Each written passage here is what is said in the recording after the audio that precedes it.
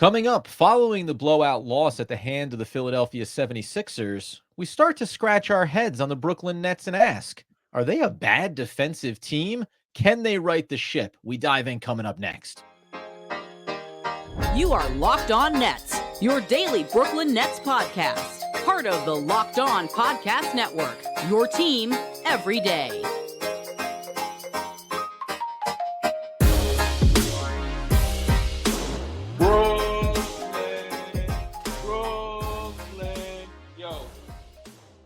Yes, my friends, it is the Locked On Nets podcast right here on the Locked On Podcast Network. It's your team, the Brooklyn Nets, every single day. Over there is Doug Norrie, the owner-operator of DFSR, for all your daily fantasy sports projections. From DraftKings to FanDuel, he's got you covered. I'm Adam Armbrecht, breaking down the big-time winners, New York Football Giants, on the One Giant podcast, my boy Andy Mack. We thank you for making us your first listen of the day. We are 100% free on all those great platforms. Tell you today's episode is brought to you by FanDuel. Make every moment more. Right now, new customers get $150 in bonus bets with any winning $5 money line bet. That's $150 if your team wins. Visit FanDuel.com/lockedon to get started.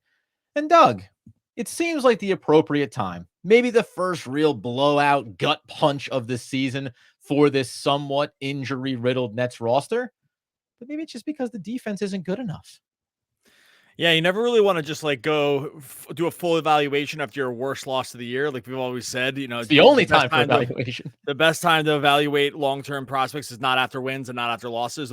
They're tied for the worst times to ever just start thinking about your long-term views. That being said, I mean, 13 games into the season, definitely injuries play a part of this, and what that's probably always going to be a little caveat to everything we talk about is that the Nets haven't been at full strength at one point this whole season. Or someone sort of critical to pretty important has been hurt the whole time. That being said, this team seemed like it would go into the season hanging its hat on its defense based on sort of the player personnel that it had. And that has just not been the case.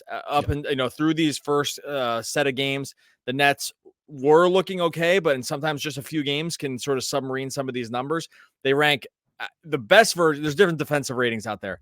The best of them has them ranked 19th. You can find ones like on the just hardcore defensive rating that has them ranked all the way down at 23rd. And let me put it this way: you're not finding any that have them in the top 10. So where's the numbers where they say the Nets are really good defensively, though, Doug? Talk about those ones too.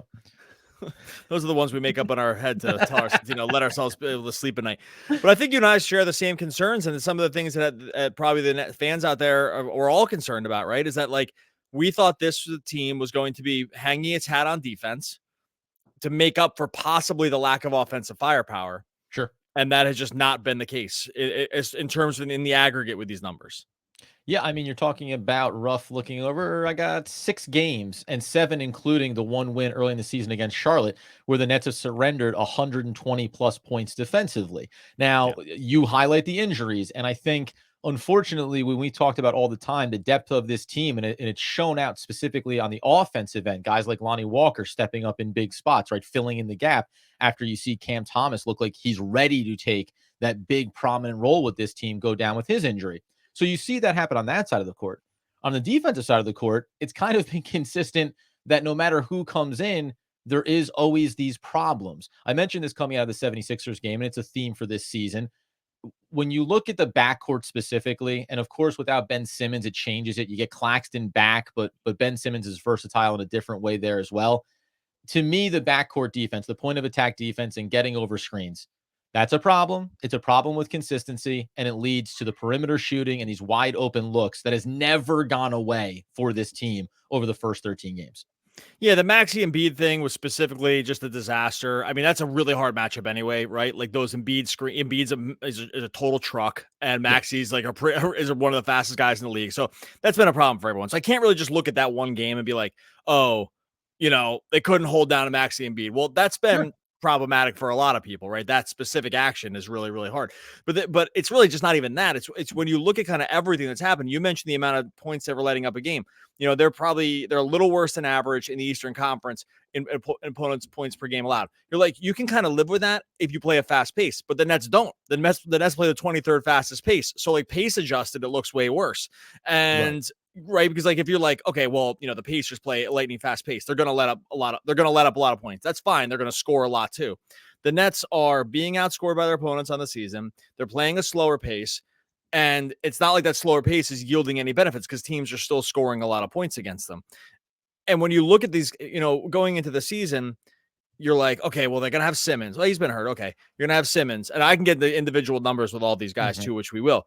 You have Simmons, you have Claxton, you have Mikal Bridges. Like this guy's supposed to be like the consummate defender. I'm not sure we're totally seeing it at that end. Cam Johnson, he got that contract because he's a two-way player. I mean, are we seeing huge benefits there? I'm not sure, right? Like Dorian Finney-Smith, he's been decent. So it's like hard to totally complain. DSJ, like I think like it's just not really coming together in a way that you thought it was going to. And if it can't come together, this team has major problems going forward. Like they have to be good on defense. The offense is simply not good enough because think about the stories you can tell yourself about this team. Is it more likely to see massive improvement on defense or massive improvement on offense? Like, what would you say? I mean, we didn't talk about this specific question ahead of time, but like, I mean, to me, it's obvious, and maybe this is too leading. I would hope defensively they can start to get themselves into form where expectation, right? Everyone played expectation like we had coming in the season. Right. Like, so, right. Because if you look at who they have and you look at, and you're telling yourself, a future story, you'd say, hey, we could have this thing be a top 10 defense based on Claxton, Simmons, Mikal, Cam, like these guys all coming together. If that's not going to happen, not to say it can't, but if it's not going to happen, this team is really going to struggle. They're going to struggle. Like they don't score enough points. The offense there's fewer ways for the offense to be good. And that's why, we're going to get into, as you mentioned, the individual performances here. But coming up in a second, there's some, by the way, sorry, real quick. There's just to lead this in, just as a teaser. There's some glaring numbers here too. Like there's some there's some numbers here that are not that flattering. Sorry, it's all good. I'll give you, and this can either be a silver lining about the defensive play relative to the opposition, or it could be even more damning given that no one has necessarily met the mark. We'll dive in on those individual statistics and team high-level perspectives in just one moment. All right, before we get into that, I'm going to tell you about our good friends over at FanDuel. It's time to score early this season with FanDuel, America's #1 sportsbook. Look, FanDuel has figured this out. They want you to get over there. New customers are going to get $150 in bonus bets with any winning $5 money line bet. So if you took the money line of Sixers the other day, because you're like, well, Nets have no chance, you did that one easy. And you got your $150 in bonus bets. It's that simple when you sign on to FanDuel. You just get $150 if your team wins with that money line bet. If you've been thinking about joining FanDuel, there's no better time to get in on the action. The app is so easy to use. And it's not just like the money line either. Spreads, player props, over-unders, so much more. They've sliced and diced this thing. For really any kind of outcome you want to see in a game, FanDuel has a way to get a bet in on it. You visit FanDuel.com/lockedon. Kick off this NFL and NBA season. FanDuel, official partner of the NFL. So as we continue the conversation around these Brooklyn Nets and the struggling defense of the early portion of the season, I should say, a reminder that Locked On has launched the first ever national sports 24/7 streaming channel on YouTube. That's 24 hours a day. That's 7 days a week. Locked On Sports Today is here for you 24/7, covering the top sports stories of the day with the local experts of the Locked On Network. Plus, our national shows are covering every single league. So go over to Locked On Sports Today on YouTube and subscribe for that first ever, always breaking new ground here, national sports 24/7 streaming channel. Before we get into the individual play, Doug, this could be one of two things. I think this is actually quite damning. It's not one of two things. It's just damning. Opponents against the Brooklyn Nets. The Nets are 6th in terms of quality. It's a good thing, right? Could be the worst, could be the best. They are 6th best in opponents' field goal percentage at 45.7. When you flip it over to the three-point shooting, they are also 8th best at 34.8. The reason why that's damning is that what you're telling yourself is they played some really good teams. They haven't shot so well against the Nets, and the defensive ratings are bad, right? So this is that perfect storm early where you go, well, maybe it actually could have been a lot worse, and we've actually gotten lucky over these first 13 games in a lot of ways. It's so funny because you and I, we knew we were going to talk about defense, but we didn't actually just go and give the numbers that we were going to quote right here, because we were both like, hey, this will be actually not that hard because there's a lot of numbers out here that don't help. That was actually that specific stat was going to be the next thing that I referenced, which was, it's not like teams are shooting the lights out against them. Because sometimes you can look at this and say, okay, right, like they're running way hotter than expectation on a 3-point shooting, and that can regress. And, we'll see that regression happen over time. Like you said, where the 3-point shooting has actually not even been that bad. There's this world where you could say, whoa, this could be so much worse. Like it could be so much worse. And there's been plenty of games here that have happened with the Nets so far where other teams have just missed really easy looks. Sure. Like the first game against Miami was one of these games. I mean, it was just a 3-point fest with every shot was wide open, it felt like. And Miami just missed them all. Right. And so when you look at that number, and then another number you can look at too is, they've been limiting, and maybe this won't be a problem for them because they've just gotten better in this area, but they've improved, but it's starting to kind of like get worse now, is opponents' second chance points, right? Like this was a number that had looked pretty good to start the season, but it's like slowly ticking away and they're dropping because they were in the top 5 to 7, I think, like 4 or 5 games ago, and now they're down to 14th. And this is another reason, okay, well, you maybe get Claxton back and you figure it's going to start improving. But if this team like wasn't amazing rebounding last year, and they didn't do tons to improve it except for Simmons, and if he's just going to be shelved for the foreseeable future, it's just hard to see some of these numbers get better. Yeah. And so, yeah, I just think that if anything, sometimes you desperately look, when you're digging through this stuff, you desperately look for a situation like, let me put my finger on the thing that I can get a positive thing out of. Yeah. The problem is when you start looking at those numbers, you're like, ooh, it actually, could they be worse than this, like 19th to 24th? Like, is this defense actually worse? Maybe strength of schedule helps a little bit here, but I don't know, man. I'm right with you. Like those numbers are iffy at best. Yeah, and it does make me wonder about too. If so the negative side of this would be that the Nets, and they talked about this in the offseason and in camp, we need to be dedicated gang rebounding. We've heard that theme before, but then you go look at a guy like Mikal Bridges and you see it. Hey, he's getting more rebounds per game here. There's a dedication to that. The presence of Simmons and Claxton helps you. The moments when you have a guy like Day'Ron Sharpe on the floor matters here. Dorian Finney-Smith, right? The defensive effort to make it a little bit easier for some of your backcourt guys or the smaller players to grab those rebounds and mitigate second chances. But the other part of this is like, okay, now we're getting to the phase where the sample size is out. So now teams are coming in probably with a different approach. It may not be the same game plan you come in to take on the Brooklyn Nets. And maybe early season, the Boston game, you're always going to be outmatched even if you're playing 100%. But you mentioned Miami early in the season, and then they come back around and they play them a second time. And that second game looked different. Now, it had a big Jimmy Butler performance, and maybe that's all that it took. But I do wonder about that. This is a team that is not only playing a slightly different version of ball this year, so teams didn't see that last season, but then also they were running in a lot of ways on what they were doing offensively. Like Cam Thomas getting hurt and not being around right now, you say, hey, that could really matter in some of these games, right? Offensive firepower. Maybe it lets guys like Mikal focus more defensively and not have to carry that load. We can get to that a little bit more. But the other side of it is, well, is Cam Thomas automatically a 25 to 30-point scorer every night of the week, right? Like we're hanging our hat on their ability to survive defensive deficiencies on some things that we don't know for sure are going to hang up here. Lonnie Walker, just to throw in another one. So, because somebody said this, what does the offseason look like? Is Lonnie Walker earning himself a really big contract? Well, if he shoots 46% from beyond the arc, sure. But at some point, he's going to regress back to the mean here too. So it does feel like they're playing on offensive borrowed time. And when that runs out, you need to be able to go back to hanging your hat defensively. And I don't think that the foremost, the individual play, I don't think has been good enough in one-on-one matchups over the first 13.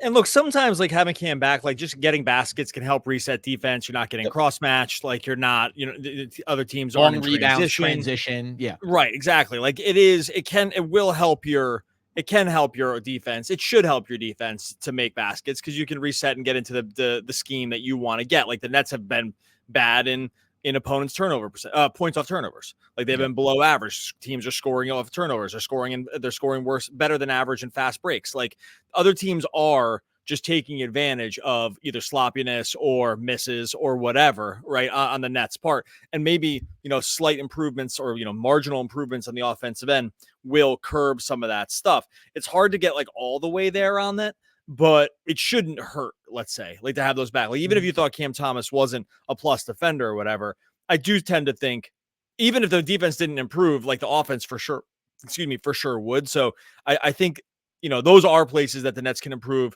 at least in terms of offense. And then maybe the defense doesn't matter as much. Because right here's the problem too. Right now, the defense it matters a lot because the offense is not very good.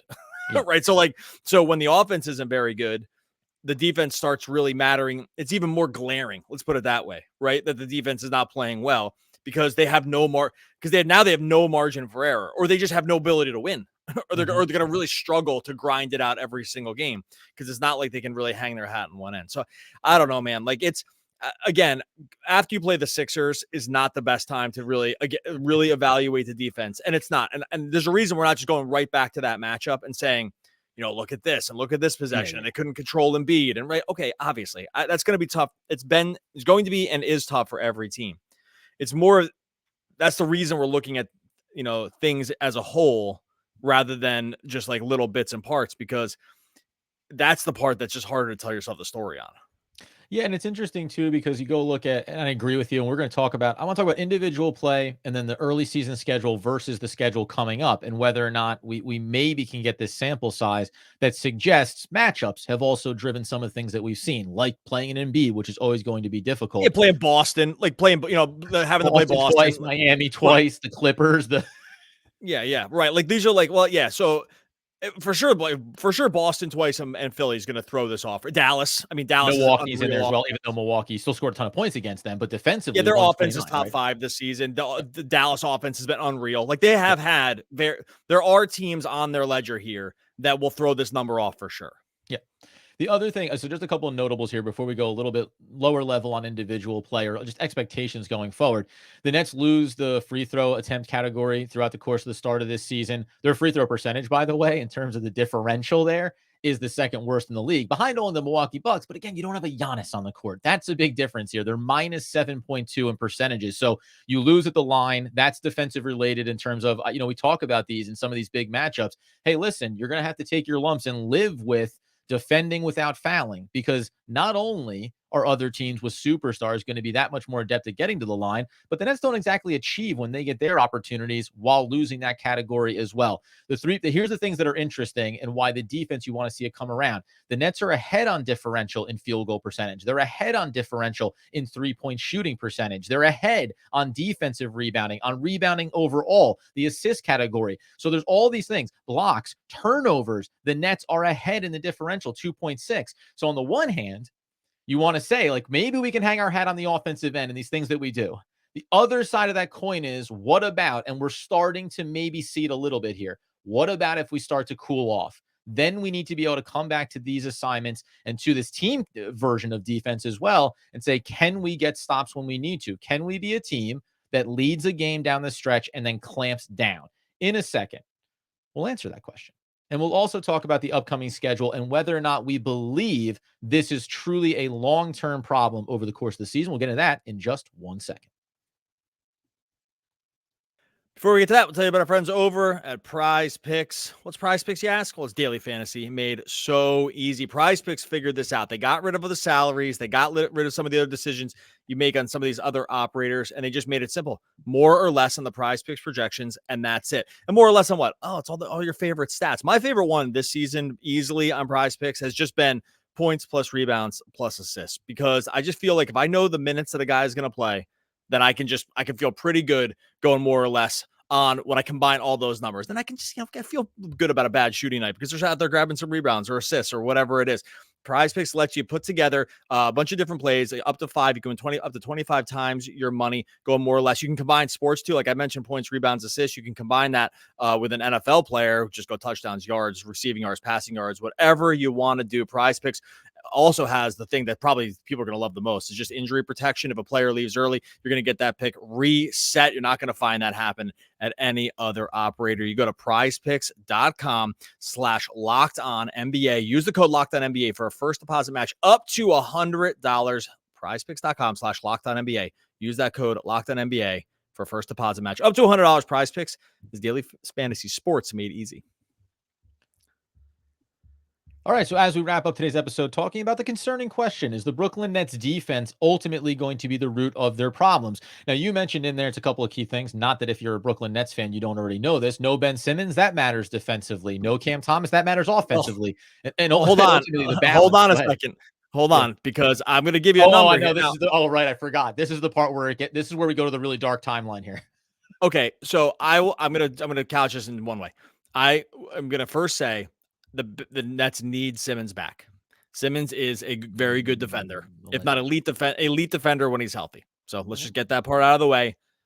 All the Ben Simmons love in the world. Want him The weird back, part need him is, like, back. I just heard, I know this episode hasn't aired yet, but I heard the whole fan base mute those 5 words you mentioned about he's a really good defender when healthy, and then they came back in. So expect the comments, Doug. Just The be prepared. numbers with him on the court this year defensively are so much worse than they are with him off the court. Like they're 190 minutes of 120 defensive rating. That's horrible. And with him off the court this season, it's a 114. So 6 points better with him off the court just defensively. They're also better on offense with him off and worse. So it's like it's a net rating swing of more than 7. Better with him off the court. Again, this could be we could be statistical lumpiness here. He played whatever. I'm not even gonna go. There's ways that this can, on an individual level, can get wonky early. I'm just saying close to 200 minutes of Simmons this year, it's been worse both ways. Offense but specifically way worse on defense. Well, like okay, the numbers you know are. what? Yeah. Let's stay here for a minute then, because I think when you see those kind of numbers, and when Ben Simmons was playing on the offensive end, when Cam Thomas was lighting things up, like, that's a little more alarming than just, hey, smaller sample sizes, maybe it's not as big a deal. The question that I would take away from it defensively first, because we've always talked about why Ben Simmons, that is, and Nic Claxton, different type of players, but the same type of concerns offensively and what they lack. Defensively, though, as we always come back to, but Nic Claxton's a rim protector. This is a guy that averages 3 blocks a game and walked right back into that role as soon as he came back healthy. Should there be a concern here that if Ben Simmons is not going to be capable of being that version of defensive player, whether it's locking a dude down, one-on-one clamps, or defending guys in and around the basket, then his defensive value does greatly diminish, and it puts an exorbitant amount of pressure on other guys to pick that up. And in theory, we don't always think that Claxton's going to be there on the court with him at the same time to do so. Okay, and so and look, I know the Simmons lovers out there are gonna like. There's and this is what's funny about these numbers, right? Because like if you take it, so I took that one number. I showed you the one number, like 190 minutes. It's been really, really bad for him, right? But then if you're like, okay, well, what happens if we play him with like they're just the right combination of guys that like bring out all of his skills? Mm-hmm. What does that look like, and what's the team look like? Because maybe that's a more fair representation of the whole thing, right? It's like the ideal okay, lineup for Ben Simmons to be. Yeah. So and because of the way it was shook out this season, a lineup of Simmons, Cam Thomas, Dinwiddie, Mikal Bridges, and Dorian Finney-Smith, right? Like that's just that unit played a decent amount. You get DFS, small ball 5. You get Cam being able to play offense, right? Does that make sense? Like that when I put that lineup together, like that kind of that coagulates in your head, and it's like, okay, I can imagine that one. Well, that lineup's awesome, right? 48 minutes, 128 offensive rating, 108 defensive rating. So it's like, oh, Simmons with just the right parts is really, really good. Simmons with messed around rotations and whatever, like that's not as good. So I'm just throwing it in there to be fair, right? Yeah. Like and say like I don't want to just take that one number and just be like it stinks. There are versions of this that are fine. It's just that it might not be the fact that there is a negative thing means there's versions of it which are not good, but we can also say versions of it that will clearly improve the team also. Does that make sense? Yeah, and I think probably when you talk about a guy like this, when you talk about any of your best 1 or 2 top players, right, top 3 players on your roster, no matter who they are, you would prefer it be that they always stay pretty consistent. You don't want to have to say, well, here in this version of the lineup, things are very good on both ends of the floor. Now, unfortunately, a lot of the other versions, which you're going to have to utilize over the course of a given game, those look pretty bad, right? And it does come back to the Claxton Simmons thing. Well, they can't play together, but they can play separately. Okay, but when they play separately, and I'm not even jumping just on Simmons here. Well, you can only use Simmons in this X, Y, and Z opportunities, and then Claxton may be here, right? So if you have to start parsing down when your best players are ideally capable of being the best value for your team, then they're probably not. They're not. They cannot be considered in your best player category. It's always going to be consistency is hard. a big part of that. Right. It's always just going to be hard. It's just going to be hard to like, when you can't. Right. Sorry. What Dallas never says is, hey, should Luka play or not? What's the best version of this, right? Should, Kevin Durant, do we want him on the floor, or do we think maybe we need to No, nobody looks at the best players on their team and they always go, yep, you're out there, and everybody else figures it out around you. Right. So, and point being is, like you said, it's just always going to be difficult, right? It's just always going to be because you're not always going to get just the right combinations. And I think we can even the best Simmons lover will admit that, like, he can't play with everybody, right? And again, we got a little too Ben Simmons centric because I don't think it's like all on him here. It's really kind of wasn't the point. It was mostly to highlight the question that might come, which is, they just need to get this guy back and it'll switch. And I'm like, there's a version where it doesn't. It was like mostly just to combat that one possible question coming up. And that's actually, that really is the point, because, right, so we say no Ben Simmons, we say no Cam Thomas right now. We didn't have Cameron Johnson early. We missed some Spencer Dinwiddie for a couple of games. Even, by the way, not having Dennis Smith Jr., we've highlighted his defensive value inside of this backcourt. So all these pieces, you want them to come back in so they can figure out the right version of it. I think that the big thing here, when we talk about the defense struggling, the question ultimately is, does it matter for the Brooklyn Nets this year? Right. So we talk about at the high level, hey, maybe some other teams just haven't shot the ball terribly well against them. And if they start running hot, the Nets are going to start losing. But we never anticipated this offense being as good as it's been early in the year. And I can look at like a guy like Dorian Finney-Smith, who got thrust back into a starting role, and he's cooled off. Like, you could say 3 out of his last 4 games have not been as good as they were early in the year offensively. So you don't want to have to lean too heavily on guys to have expanded roles. But can it be just as simple as we highlight at the top? You've played Cleveland, Dallas, Miami twice, Boston twice, Milwaukee. You've also played the 76ers this most recent game. This team is 6-7 through 13 games. And as I highlighted either in the post-game episode or in the bonus episode, when you have Atlanta, again, Miami, they're going to wrap up this 3-game season series before November 25th. But then Chicago, Toronto, Charlotte, Orlando before you get back on a road trip. Do you think there is just this world where, like, everything, maybe the sample size at 20 games feels as balanced as it could be relative to competition? Because while some of these teams have players and have stars, not at the level of those handful of games we highlighted here early in the season. Yeah, like that, the Toronto, Charlotte, or let's say Chicago, Toronto, Charlotte is like sort of a get right spot for your defensive efficiency, right? Like, you should come out of that and try to do something. Yeah, like, you should come out of that string of games and like the defensive efficiency should look, a few spots better at worst, right? Yeah, for sure. So there's a lumpiness with the schedule that's always going to throw these things off. It was mostly just, and we'll kind of close it out here, but it was mostly just to say, even with that understanding of that the schedule has been a little harder, the Nets just have to be better on defense to be anything at all this season, really, to even just be in the playoffs, like to feel okay about even making the playoffs. The defense, even through rough stretches, has to be at least league average, because it's just simply going to be too difficult for them. And I think that's mostly it. Is like, do they have a defensive identity?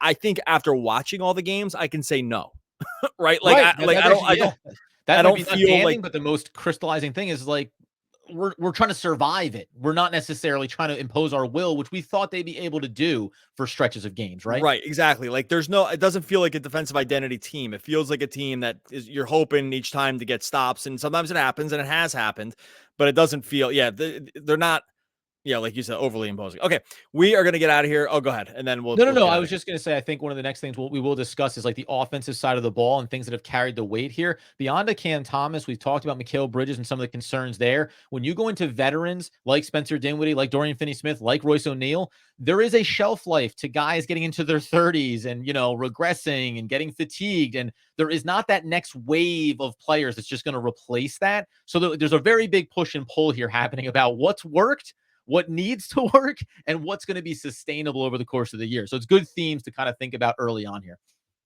All right, we're going to get out of here.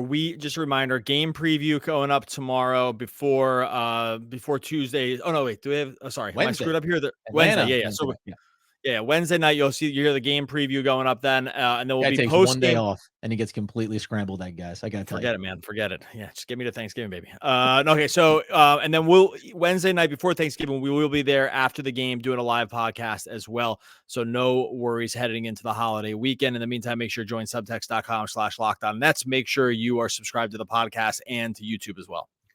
The meaning of life is to find your gift. The purpose of life is to give it away. Pablo Picasso.